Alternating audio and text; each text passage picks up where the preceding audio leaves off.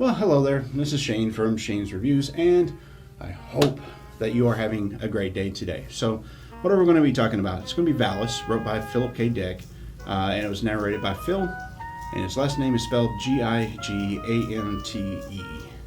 So is that Gigante or Gigante or?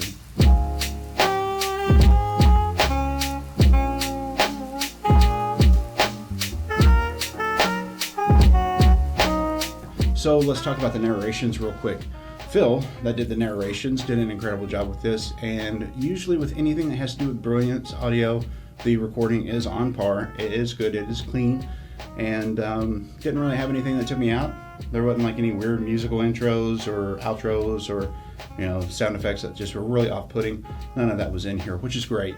And so it's much appreciated the effort they put into the production. The narrations are good in it, and this is a Philip K. Dick book, so it's going to be a ride. Let's just go ahead and hop into it. But first, what was the most impressive comments from you guys and gals? Here they are. And today, after I get done with this video and I get everybody going, I'm going to set my rear end over there in my office, and I'm going to pull up the comment section, and I'm going to go through the comment section, and I'm going to answer stuff because I feel like it's been a hot minute since I've had a chance to actually do that, and I feel horrible about it because I've been asking everybody to leave comments, and then I see the comments and I'm like, I need to sit down, and it just, I'm sorry.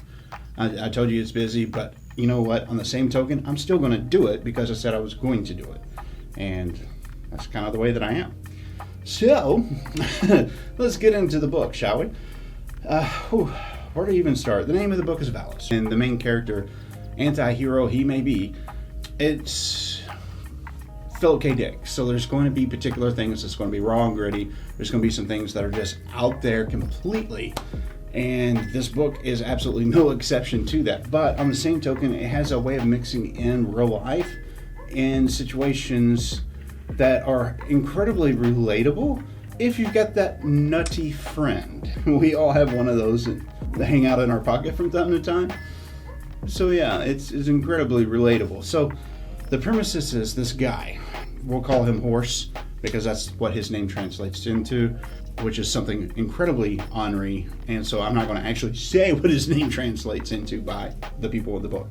But he's got some major mental faculty issues, in that he feels like in order for him to validate his existence in this place that makes no sense whatsoever, that he must kill himself at some point. And what that all came from, because the book's not about suicide. There's some touches of that in it, but it's not the primary moving factor. But the reason why he felt like he had to do it was a long time ago, he got hit in the head with a beam of light. Guys, give me a beam of light. Right here. Just, that'll work. Okay, fair enough, much better.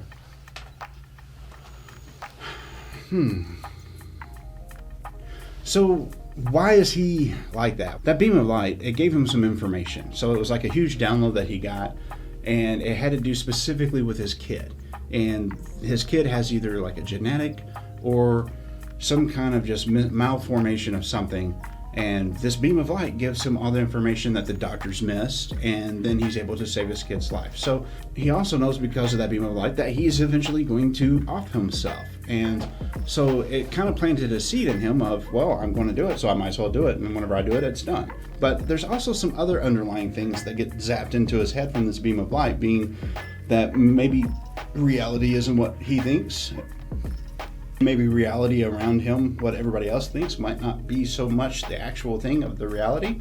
There's things that just seem to make absolutely no sense whatsoever, and there's like a chaotic just misunderstanding of what things around him should be versus what they are. That really plays into a lot of the stuff that happens inside the book, because he's on this big self-discovery thing. The biggest portion of where everything kicks off at is whenever his wife finally gets him manipulated to the point of which he decides he's going to off himself and fails, of course. Then he starts to go off on this little adventure. So there's a psychiatrist that's involved in it. There's all the cost and expenditure that's wrapped into it. And come to find out, it was a ploy on her part to get him so stressed out that he would, so that their life would be better. That's kind of a crappy attitude, but it's what was in the book.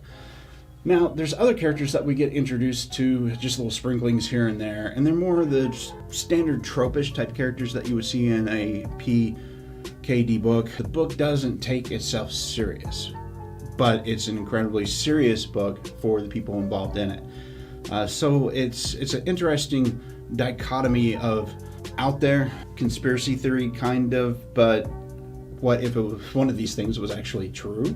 So if you put yourself in that kind of a lane whenever you're listening or reading to the book, you'll have a completely different experience, because you'll see how things get just so far out of hand, but we're not even at the weird stuff yet. And that's one of the reasons why I like Philip K. Dick. He takes his time with developing something instead of just going, silver platter. Here's your silver platter. Just eat everything off of it. You have now been spoon-fed. Congratulations. That's not the way he does stuff. He'll get his time in getting the characters kind of set up so you kind of know them a little bit. We need to actually look at some of the context. So you've got the main character that got zapped in the head and he's got some information, right? But that's not a normal thing. Everybody's like, oh yeah, you got information. But there's a psychiatrist that's involved with him, or a therapist, whichever way you want to look at it. And instead of breaking the dude down and saying, no, he actually encourages him to embellish this so that he can get past it. There's nothing to get past because it was all real. So come to find out, there's aliens. Yep, and they visit us, but they can't breathe our atmosphere. And he meets this little 2-year-old alien girl that's reading from a very complex book and is able to speak and is, in fact, the embodiment of Valis. And so that's the little godhead, is a 2-year-old girl. But it's literature, so it's unique the way it's done. I'm downplaying it, but it was actually really good. Interesting, huh? Well, that's Philip K. Dick for you. Now, even with all that I've just said, I still haven't given anything away, and there's all kinds of little twists and turns and little factoids and this, that, and the other that you could build an entire universe out of, really. So that's one of the reasons why I enjoy reading him. But this is completely different from a lot of the other books that I've read from him, because instead of it just being, trippy dippy, happy dappy, hippy dippy stuff, it is sci-fi. There is space. There is alien civilization. There is altered consciousness and egos that have been damaged.